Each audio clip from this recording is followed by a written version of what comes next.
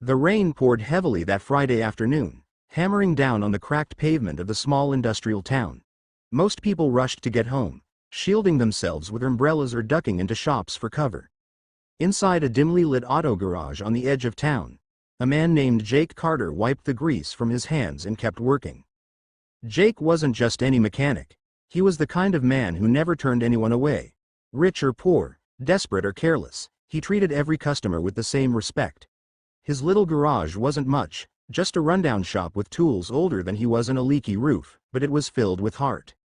At that moment, Jake was bent over the hood of an old pickup when the screech of tires outside made him snap his head up. He wiped his hands and stepped out into the rain. A car had stalled in the middle of the street, smoke rising from the hood. But what froze Jake in place wasn't the broken-down car. It was the little girl standing near it, terrified, as traffic whizzed by. "Somebody help!" she cried, her small voice drowned out by horns. Jake didn't think twice. He sprinted across the street, rain soaking his shirt, and pulled the girl into his arms just as a truck swerved dangerously close. The driver honked and sped past, but Jake shielded her tightly until it was safe. "You're okay," he said softly, crouching down to her level. "I got you." The girl clung to him, shivering. She couldn't have been more than 12. Her shoes were soaked, her backpack slipping from her shoulders. "My car, my mom's car," she stammered. Jake glanced back. The car was indeed smoking, clearly overheated, but there was no adult in sight. "Where's your mom, sweetheart?" he asked gently. "She's at work. I was supposed to take the bus, but I tried driving her car. I didn't know it would. It just stopped." Tears welled in her eyes. Jake's heart softened. She was scared, cold, and guilty, but alive, thanks to luck and timing. He guided her to the curb. "Don't worry about the car. Let's get you safe first." What Jake didn't know was that the incident had been witnessed. From across the street, a sharply dressed woman with an umbrella had stopped in her tracks, her phone halfway to her ear.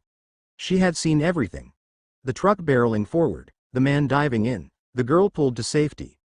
Her heart raced as she lowered her phone, stunned by the sheer instinct of the stranger's actions.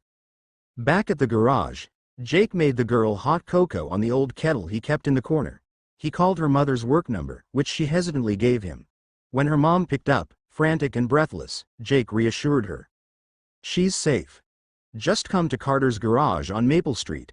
I'll stay with her until you arrive."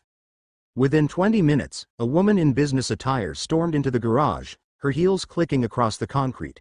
Her name was Laura Jennings, CEO of a major real estate firm, and she looked every bit the part. Confident, polished, but at that moment, shaken. When she saw her daughter sipping cocoa at Jake's desk, tears filled her eyes. She rushed over, hugging the girl tightly. Thank God you're okay," Laura whispered. Then she turned to Jake. You saved her?" Jake shrugged awkwardly. "Just did what anyone would have done." But Laura shook her head firmly. "No, most people would have stood there. You risked your life. I'll never forget this." The next day, Jake thought life would return to normal. He went back to fixing cars, patching tires, and chasing overdue bills. But he didn't know fate had other plans. A week later, a black SUV pulled up outside his garage. Out stepped a man in a tailored suit, his boss, Mr. Green, who owned the chain of auto shops Jake worked under. "Carter," Green barked. "Office. Now." Confused, Jake followed him inside. Green's eyes were cold as he slammed a newspaper onto the desk. The headline read, "Local mechanic saves child from oncoming truck." A grainy photo of Jake holding the little girl was splashed across the front page. "You think this is funny?" Green snapped. "Making a spectacle of yourself? My shops don't need a sideshow hero stealing the spotlight."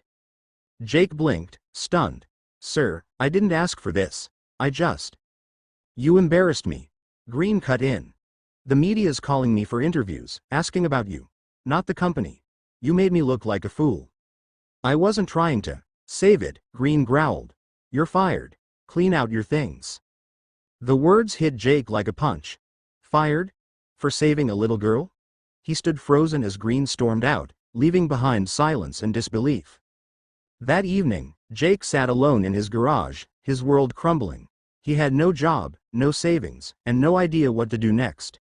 But just as he was about to lock up, headlights cut through the rain outside. The SUV door opened, and out stepped Laura Jennings, the mother of the girl he had saved. "Jake?" she called softly. He turned, weary. "Ms. Jennings, is your daughter okay?" "She's fine," Laura said, stepping closer. "Better than fine. She won't stop talking about the man who rescued her." She paused, noticing his slumped shoulders. "But you don't look fine." Jake forced a smile. "Lost my job today." Her brows knitted. "Because of what you did?" He nodded. For a long moment, Laura said nothing. Then she took a deep breath. "You don't know who I am, do you?" Jake shrugged. "Laura Jennings, right?" "I'm more than that," she said gently. "I'm the owner of Jennings Realty. And I'm a mother who owes you more than I can ever repay." Jake frowned, unsure where she was going. Laura looked around the small, crumbling garage. The rusted tools, the peeling paint, the flickering light. "How long have you worked here?" 10 years, Jake admitted. "Been fixing cars since I was a kid." "You love it, don't you?" "With my whole heart," he said quietly. "It's all I've ever known." Laura's eyes softened. "Then maybe it's time you had more than this." Before Jake could respond, she reached into her purse and handed him a folded document. "This is a deed. There's a shop space downtown, brand new, fully equipped. I bought it years ago but never used it. It's yours now." Jake stared, speechless. "What? No, I can't accept this." "You can," she said firmly. "And you will. Because men like you deserve more. My daughter has a future because of you. Now, it's time you had one too." Jake's throat tightened. He didn't know what to say. But in that moment, something shifted. The mechanic who had been overlooked, underpaid, and discarded finally saw his worth reflected back at him. Not in money, but in gratitude. As Laura placed the keys in his grease-stained hands, Jake realized his life had just changed forever.